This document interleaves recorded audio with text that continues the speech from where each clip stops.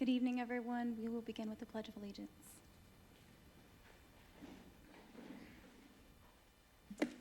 I pledge allegiance to the flag of the United States of America and to the republic for which it stands, one nation, under God, indivisible, with liberty and justice for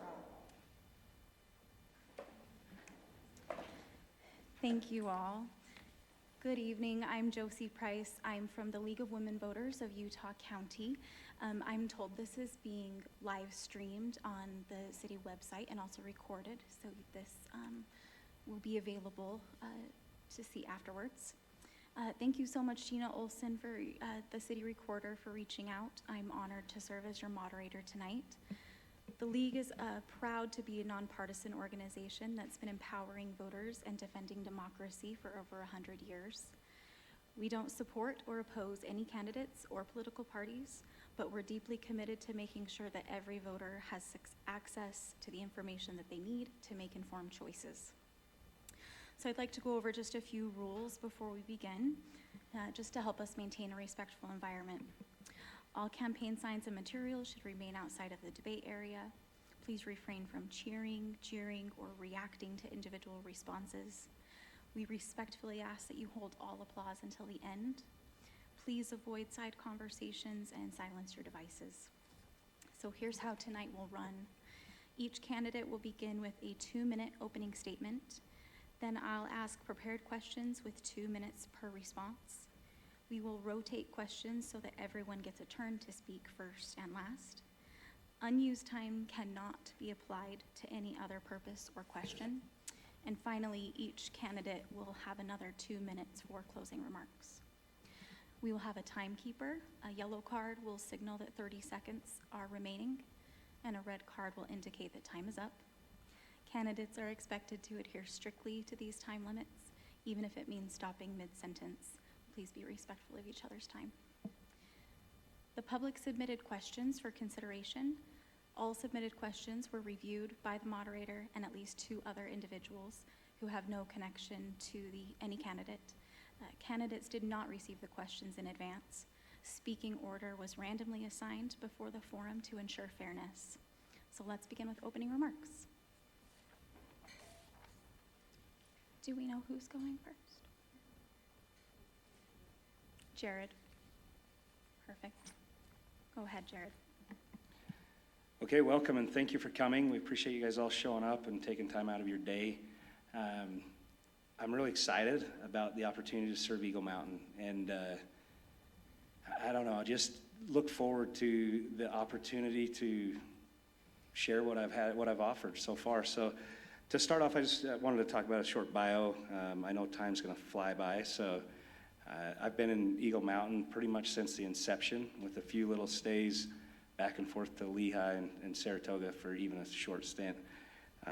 But mostly raised my family here. I was in the very beginning. My mother-in-law was one of the first developers that created Eagle Mountain. In fact, she's the one that actually got the signatures and was appointed the very first mayor to create the city Eagle Mountain. So the development aside, she's the one that actually created the city. So I was here for that process, not married yet, but dating my wife, and kind of watched that all happen. So kind of fun to see it from the very beginning. Even further back than that, I farmed here for Cedar Valley Farms. So before Eagle Mountain existed, it was Cedar Valley Farms, and I worked the ground here. So the very ground we're sitting on, I used to grow wheat. So I've seen, when people say they've been here for a couple of years and seen the growth, I started with our pivot falling in the very first house dug out here, and as it was going around, falling in the hole. So that's kind of where I started with Eagle Mountain. I wanted to mention I am married with 4 kids. They're all doing really well, except my daughter did have a wreck the other day, so we did have to deal with that. But raised my family mostly here in Eagle Mountain, and I'm sure we'll get into this a little bit later with the rest of my bio, but I've been in business for myself since I was 21 years old and started and grown many businesses. So my experience in the business world is also extensive, and I've been on the Planning Commission, Council, and all of the different citizen boards here in the city, but on the council for almost 6 years now, and my time is up. Good evening. I'm Melissa Clark, and I'm proud to call Eagle Mountain home. My family moved here because, like many of you, it's what we could afford, but we stayed because we fell in love with the wide open spaces and the people that make this city feel like family. Over the years, I've stepped in wherever I've been needed, whether that's volunteering and scouting, serving on the Arts Alliance board, helping with Parks and Rec, and now, most recently, serving on your city council. I didn't set out to run for office. I just believe that when something needs doing, you show up and you do it. And that's how I've always served, by being present and showing up. When a neighborhood has an issue, I'm there. When residents call late at night, I answer. And when someone says, that can't be done, I don't accept it. I keep going until we find a way to make it work. Because to me, leadership isn't about taking credit, it's about taking responsibility and making things happen. That's the spirit of Eagle Mountain. Neighbors helping neighbors to make our city better. And I'm running for your mayor because I believe that same spirit should guide City Hall. As we continue to grow, we need a mayor that listens, plans ahead, and brings people together to find real solutions, not just quick fixes.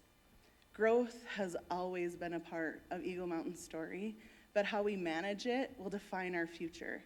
We deserve roads that keep up with development, safe neighborhoods, strong public services, and thoughtful planning that protects our small town feel. My focus is on responsible government, transparency, and keeping our community's voice at the center of every decision. I'm not running to be a politician, I'm running to be a problem solver. I love this city, and I'm ready to serve it with transparency, energy, and heart. Thank you both so much. I'll go ahead and begin with the submitted questions. Eagle Mountain continues to grow rapidly, and many residents are concerned about how that growth is managed, for new housing and apartments to preserving open spaces and wildlife corridors. What guiding principles would you use to balance development with preservation, quality of life, and community character for our current residents?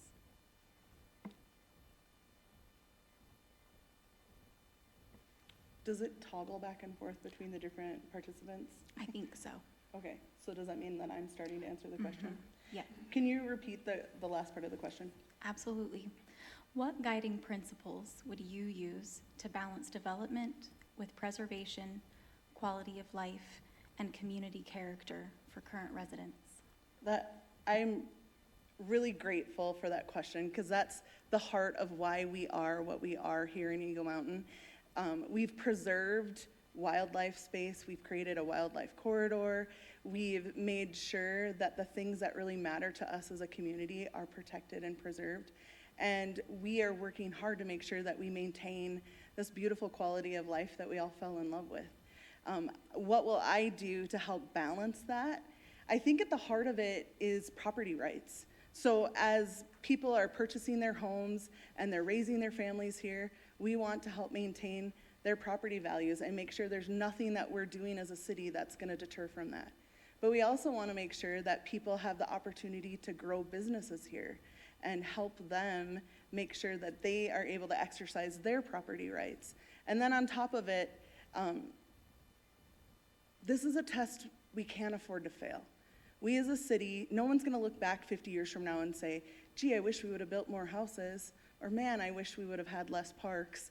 And this is the crust of who we are as a city, and we need to make sure that we're communicating that with our residents, that we're making sure that we put policy into place for our developers to understand that that's our priority. And as those property rights and people come in and they want to exercise those property rights, we're working with them to see why it's so important to preserve and protect what we have here in Eagle Mountain. We've done a really good job of that with some developments in our community.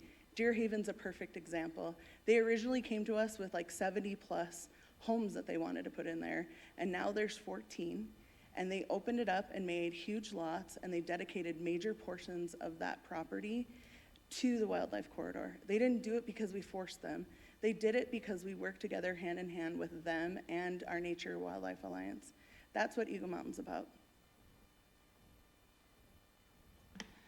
All right, I feel like this question is about growth and maybe zoning as two of the things that I gleaned from the question. I can say collectively, and I want to point out that nothing happens on your own. It takes collaboration, it takes votes, it takes garnering and collaborating with our fellow council members to make something happen. But with that, you have to have a starting point, you have to put your boots on the ground, you actually have to get some work done.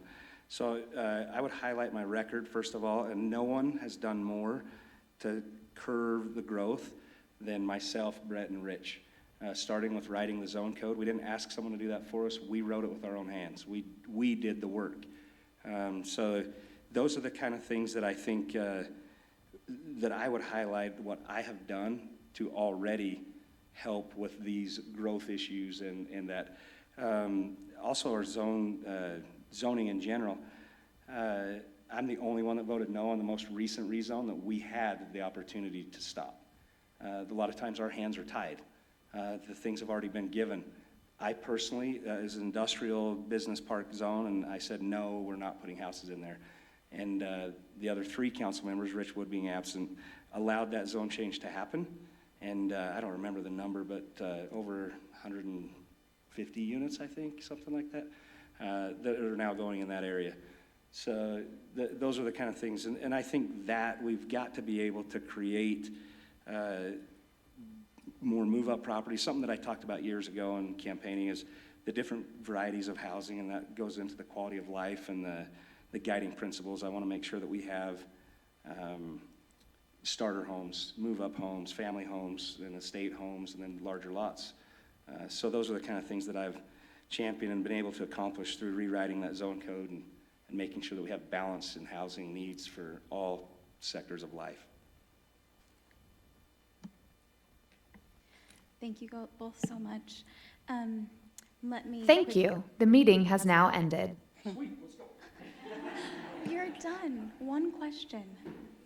Do you want me to continue, Gina? Yeah, okay. One amendment I had, I apologize, I didn't have it written down, but in an effort to make sure that we got as many. Joining the meeting. As many community questions in as possible, we kind of came up with follow-up similar questions. So in these follow-ups, 1 minute each, just so that you can answer these. Is that all right?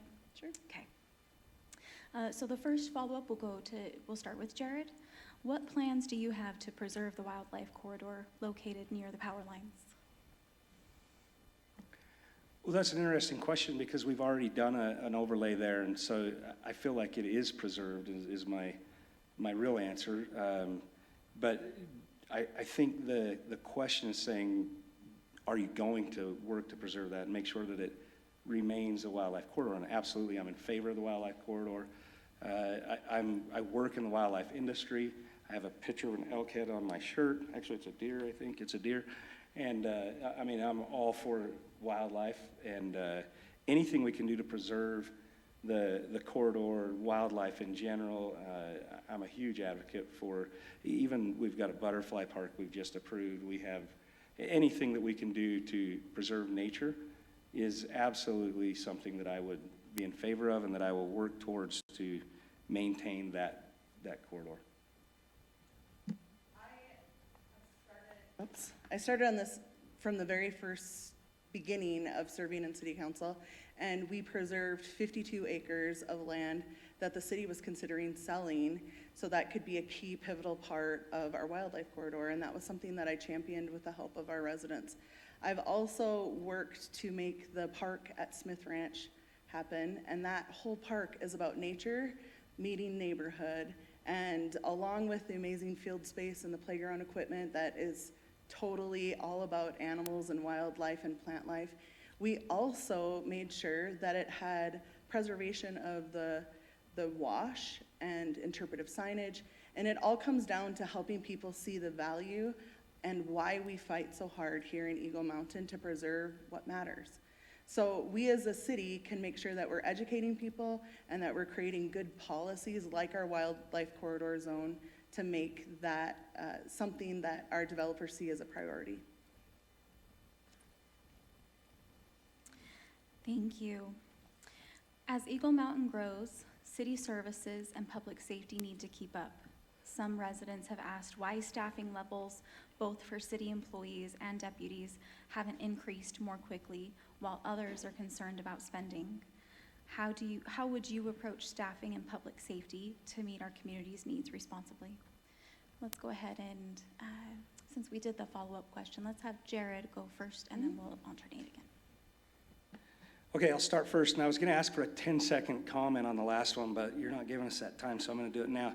I want to pay Melissa all the compliments for the things that happened at Smith Ranch. She did a lot of work on that, and the theme that was there with the wildlife, so I really appreciate the work that she did do on that, and some of the other things was before my time, actually, on council, but good job. On public safety, this is going to be an easy one for me. I'm absolutely the one, if you watch our budget meetings, who both 2 years ago, last year, and this year, who asked our chief at the time, McDowell, he asked for 2 officers, and I said that's not enough. I upped 3 more, and in fact, not only that, I asked for, when we talked about it, came back as a lieutenant, and 2 officers, and then the next year, a sergeant. And that happened because of the questions that I asked and said, we are falling behind. Now this year, because of that trend from the previous 2 years, every one of the council members asked the same question, said, that's not enough, we're not keeping up. And everybody was on board, but it has to do with that collaboration that I talked about.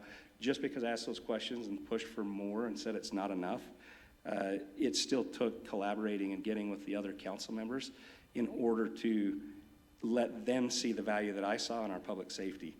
And in order to up our budget, to hire more officers sooner, to keep up with our growth. And I'm going to tell you right now, we are not keeping up with our growth in our public safety. This year, because of the growth and keeping up with that on our budget, we're quicker to allocate more money, knowing that growth is happening so quickly, in order to keep that status quo. We're getting closer. I want to say that we're getting closer, but every time we put a new resident in, we start falling behind again. So. But I know that's something that we all agree that we need to do, and so we're on board with that. And it started 3 years ago when I said that's not enough, and we upped I'm the one that said we're going to do more. One of the most important things that we can do is keep our city safe. If we aren't funding public safety and prioritizing it, then we might as well pack it up and go home, because that's literally the purpose of government, is to help keep our community safe. But I think that, like Jared, that we need to do more. We have this incredible amount of growth that's taking place in our community, and about 36 new people move into our community every other day. And with that, we need to make adjustments for how many deputies we have. We currently have 35 deputies that are sworn and 3 civilians, and that puts us at about 0.46 officers per 1,000. That is way less than what Utah County has right now, which is 1 officer per 1,000.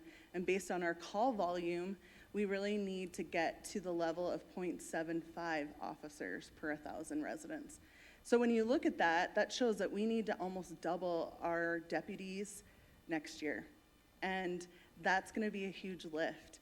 And the way that we work through that is we work with our residents to help them see what we're facing. We explain to them the cost of it, and then we let them be a part of the decision-making process.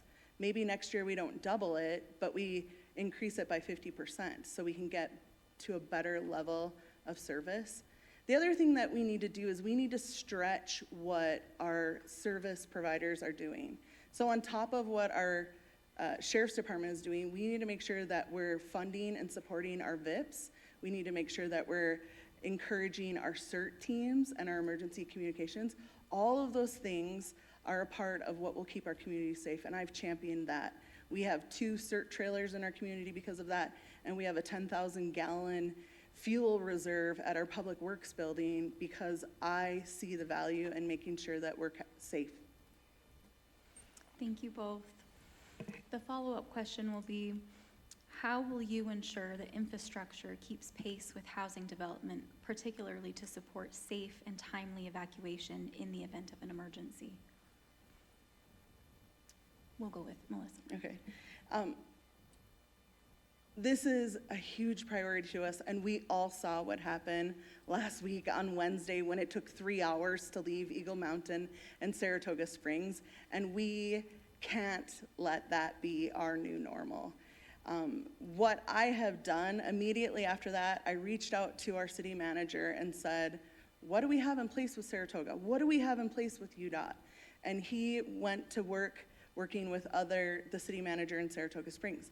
Then I met with our emergency manager and director of public safety, and we talked about ways that we could improve and learn from the vulnerabilities that we discovered last Wednesday. And lastly, I met with our traffic engineer so we could talk about technology that's available to us at UDOT so that we can stay on top of it.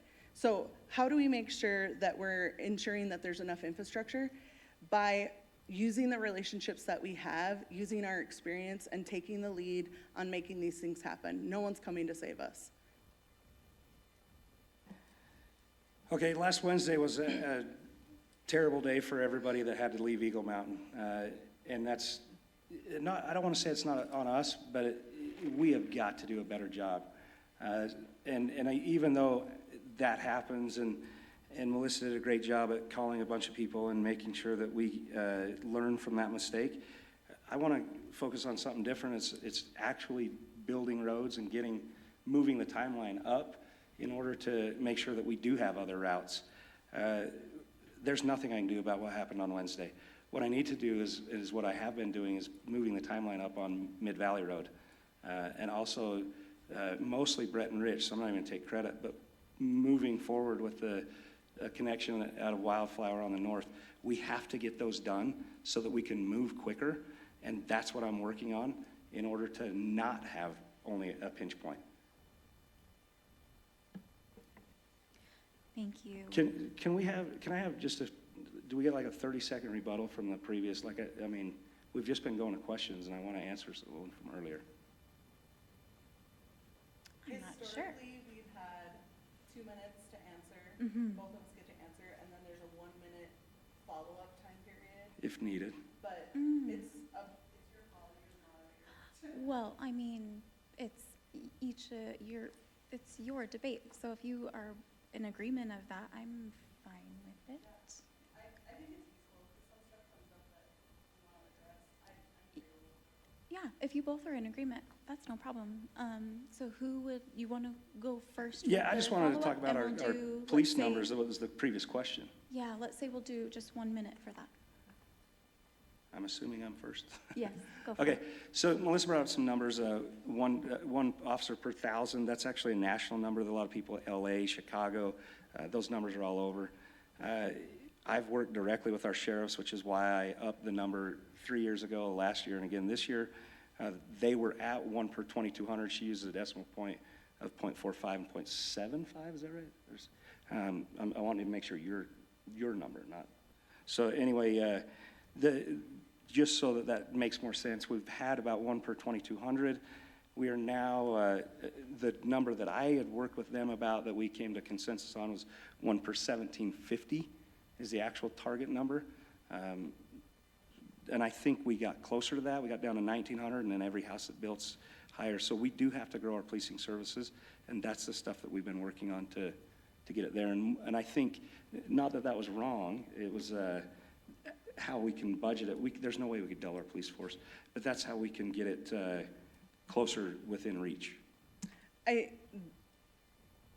You bring up a good point, and I think the most important thing is for us to be tracking that monthly. Up until when I met with Chief Knutson 2 months ago, we as a council weren't receiving the numbers of how many calls we were receiving into our dispatch. And now we're starting to get those numbers so we can watch them. We're going to have to make a budget amendment mid-year so that we can add additional officers. But I think the other thing that's really important, as I've met with Sheriff Smith, he's talked about how community policing is a huge attribute to our community if we implement it well. And that means having certain officers assigned to certain areas around the city so that they can start to be aware of the problems that take place in those areas. And they can start bring things to our attention and guiding our decision-making process. The numbers we can figure out together, but the prioritization of community policing and making sure that our deputies are taken care of is what really is going to make a difference. Thank you. With new data centers and large-scale developments coming in, residents are concerned about water, power, and potential rate increases. What steps would you take to protect residents from rising utility costs while ensuring that Eagle Mountain's infrastructure remains strong and sustainable? With the rebuttal, I lost place. We did Who is too. going to go first at the very, is it you, Melissa? Sure. Okay. I will always prioritize water because we're nothing if we don't have water. Everything ceases to exist. So this is a huge thing, but we all are feeling the pinch in our pocketbooks of what's happening with utility rates. Rocky Mountain Power has raised our rates. Our sewer treatment plant with the Timpanogos Special Service District has raised our rates. And we as a city hadn't looked at our rates for water and sewer and what we were doing for nearly 2 decades. It was the state alerting us from our annual report to them that brought it to our attention that our fund wasn't going to be strong enough to be able to do what we needed to do and maintain our levels of service. So the council, a few years ago, had to look at that, and they ended up having to raise rates. And they made the decision with the input from the public, instead of raising the rates all at once, to do an incremental increase. The thing that we didn't do so great is we didn't communicate that to our people. We, like I said, have 36 new people moving into our community every other day. So not everybody was even here when that decision was made about sewer and water rates. So to answer your question, what are we going to do to keep those things low? We are going to make sure that we stay on top of our infrastructure and we have good maintenance schedules to make sure we're taking care of them. And another thing that we need to do is make sure that when we have the ability to purchase spare parts, we have those on hand so that we can make those repairs without a long downtime in between when the incident happens and when things will get better. So we as a community can save money with our utilities when we work hard to make sure we're using the best technology and we're taking care of the stuff that we have. Okay, great answer, and sometimes these debates are hard because it's, where do you draw differences and stuff, and this is, to me, that question was just factual, and Melissa gave all the facts, so it's, I don't know, there's a lot of differences, we have to do better, but I want to just pile on with that, some of the things that I think residents don't understand. The data centers aren't taking our water, that's not what caused the rates to go up, and it has nothing to do with our water at all, so that's just communication she mentioned. We got to do a better job of getting that word out and helping people understand.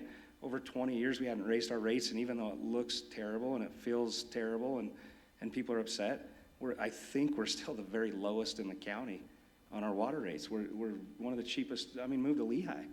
They're way more than us. So, I think getting that word out and helping people understand that, yes, we had to raise our water rates, and yes, we're trying to do it over time to soften that so that growth can help, but at the same time, it's very reasonable.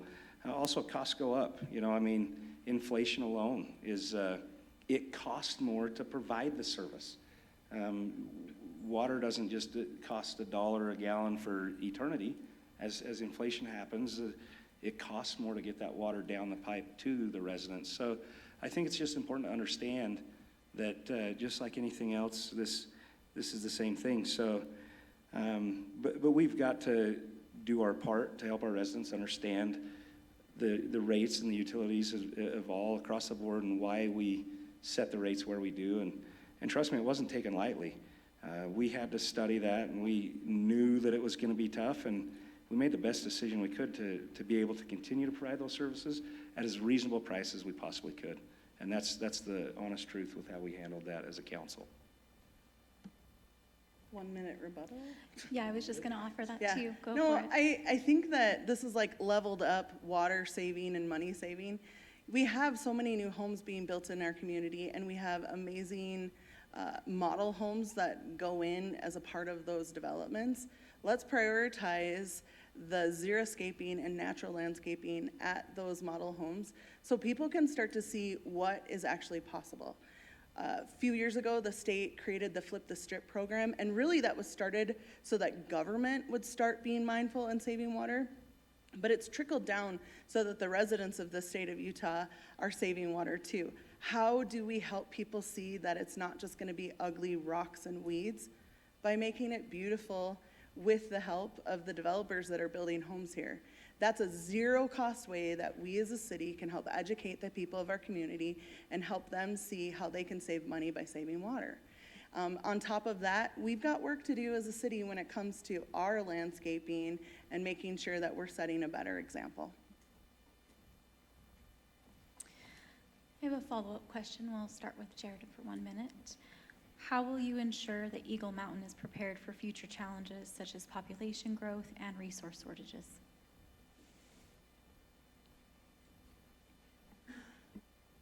I think that goes back to, well, there's a lot of changes that we've made, and starting with our zone code and things like that's going to curb the growth. That's going to slow the growth down.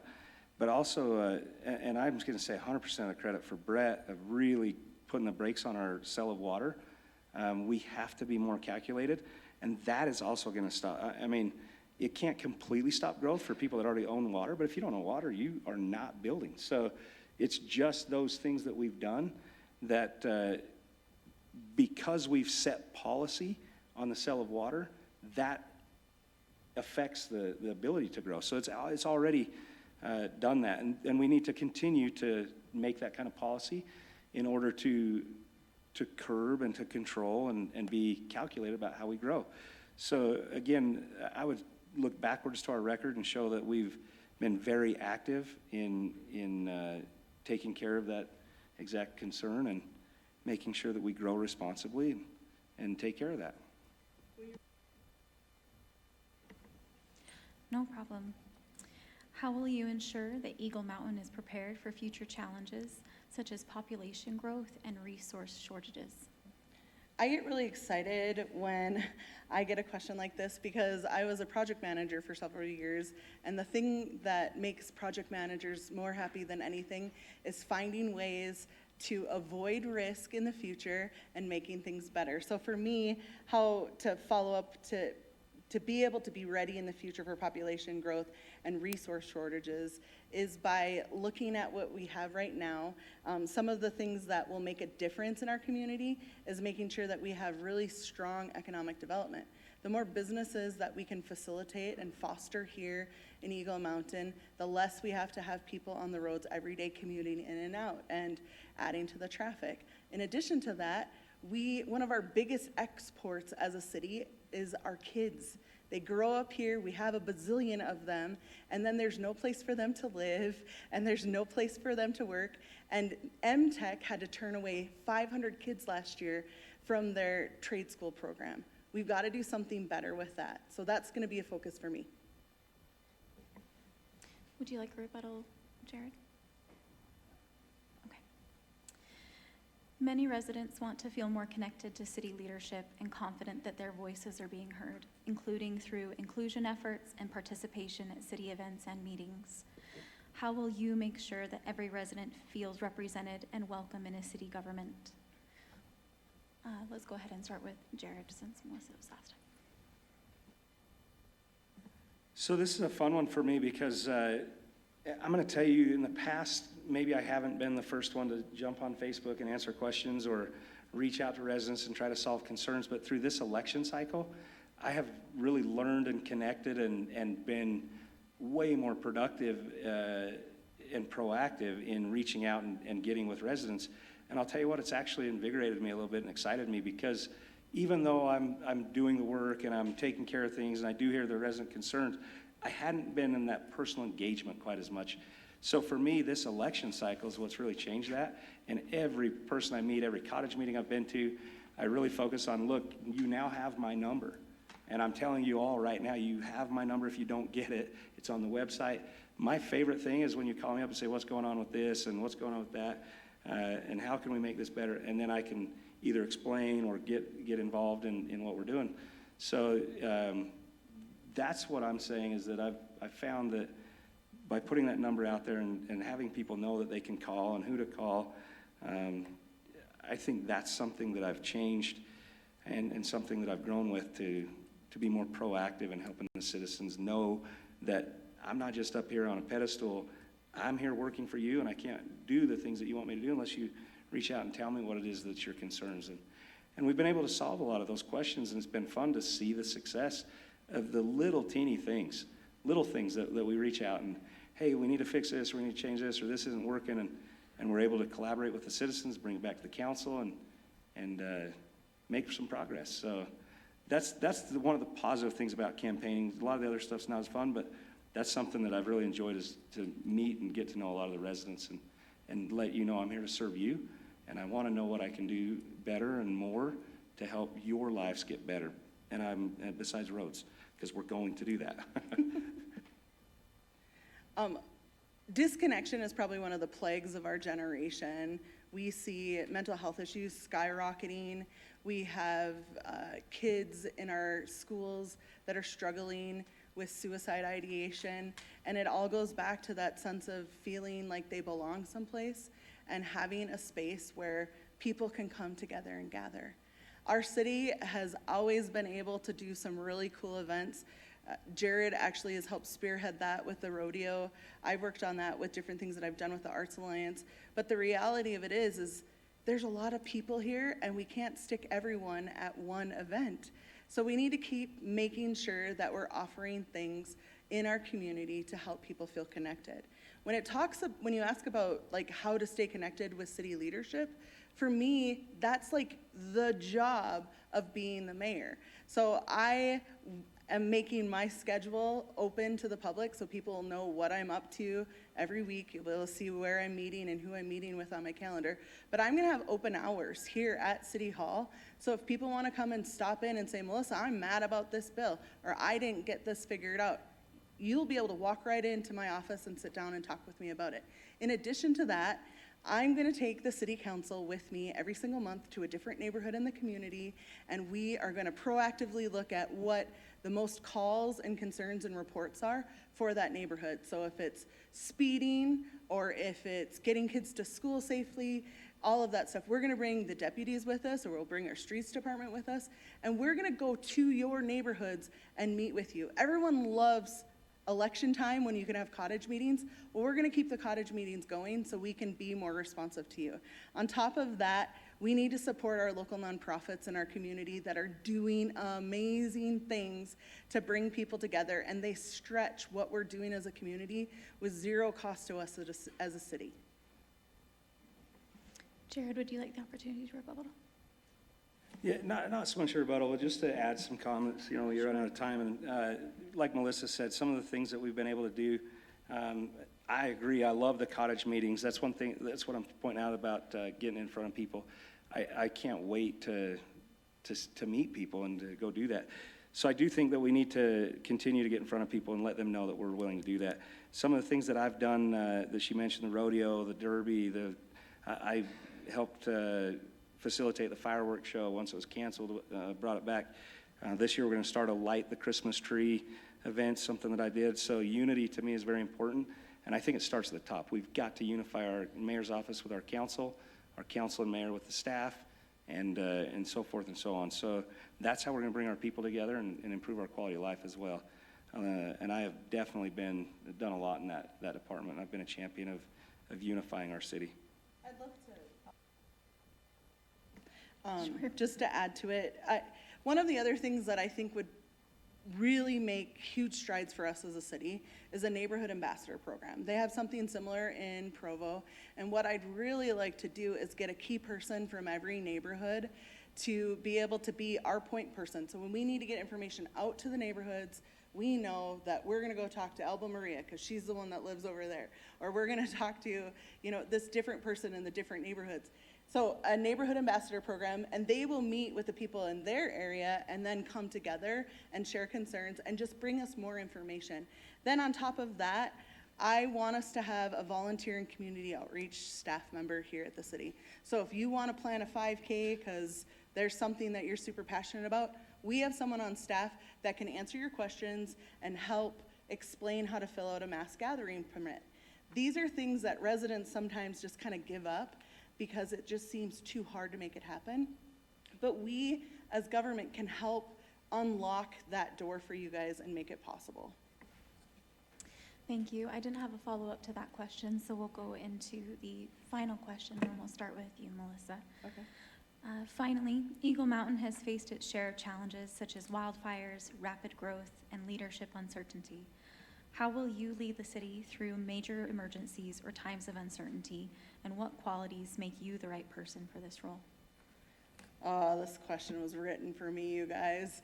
I love emergency preparedness. I am such a nerd when it comes to that. I've helped so many different Eagle Scouts put on preparedness fairs and stuff like that, so this is really a softball for me. But I'll tell you the way that I'll do that is in my hard hat and my CERT vest with my 72-hour kit on my back. When there's disasters, we need to be present. We need to be a part of what's going on. We need to be prepared. From the moment that I started on city council, that's been a huge priority to me, because there's a time in Eagle Mountain when all of our dads would commute away to work, and all that was left in Eagle Mountain were a bunch of moms and a bunch of little kids. And the prospect of either evacuating all of those guys, keeping them safe, helping them get back to their home, it's a huge, daunting task. And we work to find funding through FEMA to bring in an intern to rewrite our entire emergency plan.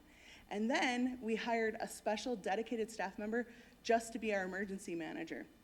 So on top of that, we need to be doing tabletop drills. And I was just thinking, actually talking to our emergency manager about our retreat this year as a city council and mayor. And I want us to do an emergency tabletop drill so that the rest of council can really see what could go wrong and how far we are prepared. Our city's doing an amazing job of helping our staff know what to do in the event of an emergency, but we need to up our game and continue to up our game with our residents. This year, for the first time ever, we hosted Prep Fest, and it was a small start, but we are going to grow it so that the people of our community are aware of what's going on, and that preparedness and safety and being ready for disasters is just a culture here in Eagle Mountain. Yeah, I think I will pay Melissa credit on this one. She's really good at emergency preparedness, I think, in her personal life, and then bringing that to the city, to the council, and helping us to see that vision. And I, too, am very concerned and aware of the importance of public safety, and especially in the disaster and times of emergency. And again, part of my slogan is less talk and more work, because I take a little different angle on these kind of things, and I'm usually the guy out there, for instance, and this is something that Melissa has talked a lot about in the past, is the snow event we had when people couldn't even get home because the roads weren't cleared. I didn't make phone calls or anything like that. I got in my loader and went out there and started pushing snowdrifts out of the way so people could get home. And I did that for about 6 hours through the night. So, we all have our part, I think, in the disasters and emergencies and helping. And my expertise has been more in the let me get right in and start fixing the problem and see if we can't take care of that, and then come back and collaborate to try to prevent those things in the future. So I know we've had fires, I know that we've had these snow events and other emergencies, but within the city, I also want to highlight our city is very, very aware, and a lot of this thanks to our other council members as well. And we've bought fuel tanks recently to make sure that we can last almost a full week in running, say, snow plows if we can't get fuel trucks in. So we do have storage. We also have generators. And I'm even going to say Mayor Westmoreland has been very, very keen on making sure that we are prepared for these emergencies. So it's a group effort, and everybody kind of has their little expertise of what they're good at and bring it to the table. And I just would point out that we're all very aware and very concerned and want to make sure that we are prepared for any disaster that comes our way, and then come back and learn from that. Do you like rebuttal opportunity, Melissa? Yeah, I might as well. I love that Jared brought up those things, and I do believe that we just need to lift where we stand. One thing that we need to do better as a city is to help our residents know where we need their help and where they can lift and help stand in our community. So in addition to doing all of these cool things, We need to up our game with communication so that our residents know when things are happening, and not just on social media. We need to make sure that our communication plan is reaching out to them in print, by text, and making sure that the amazing people of Eagle Mountain that have all these like secret hidden talents are utilized and that they have a place. We talked about disconnection earlier. This is yet another way to bring our people together. No quicker way to set aside labels and animosity than to serve shoulder to shoulder, and we need to do more in our community as we get prepared and help our residents have those opportunities. Thank you. We'll go ahead and go into closing remarks. Because we started with Jared with opening remarks, let's go ahead and start with Melissa for closing remarks. Thanks. This is a big job, and we need someone who's ready to do it on day one. And Eagle Mountain is growing fast, and with that growth comes really cool opportunities, but also really big challenges, like building roads and infrastructure and trying to plan to keep that small town feel for our community. And those challenges require experience and relationships to get things done. As a project manager, I know how to coordinate complex projects, manage multi-million-dollar budgets, and deliver results. At the local nonprofit that I lead, I raised nearly $500,000 to build a business resource center here in our community to help local businesses grow and attract new opportunities and build partnerships that strengthen our community. I've built relationships with UTA and UDOT and the Governor's Office of Economic Opportunity and our state legislators and neighboring cities because the challenges we face don't stop at our city limits. We need other people and other entities to help solve our problems, and those connections help us secure road funding, improve our transportation, and bring good jobs home. People have voted for me because they know who I am and they know how I lead. I'm known for listening, communicating, drinking lots of soda, and working hard and getting results. I follow through, I tell the truth, and I treat everyone with respect, even when we don't agree. Eagle Mountain is an incredible city full of good people, raising families, building businesses, and making amazing things happen. I don't want to serve you as a politician, but I want to serve you as a neighbor who shows up, does the work, and gets things done. I'd be really honored to have your vote and your trust to serve as your next mayor of Eagle Mountain, because I think that together we can keep Eagle Mountain the best city around. Yeah, great job, and I agree with what Melissa said, so, and I appreciate those words. These, not my strong suit in a prepared statement for a closing remark, and then in the questions that we have, we just get to address those questions. So I want to say, I want to point people to both my website and other things so that you can actually see some more of my bio, some of my history. I've started my business when I was 21, had over 100 employees, not counting subcontractors at double. Ran a $21 million business a year myself as the head of that company, and I've accomplished a lot of great things in my life to put me where I'm at right now. So my experience and some of the things that I've accomplished is what I would highlight, and these questions don't allow me to really get into some of that stuff, and that's why I'd say if anybody would like to stay late and talk to me about the things I've done, I'm willing to hang out in the corner or outside so the staff can leave. I'm okay with that. And steer you to my website if you're a supporter and would like signs or literature. I'm happy to go through some of that. But I build roads for a living. That's what I did. I was an excavator for a long time. I've run a trucking company. I owned a real estate company. I've done mortgages.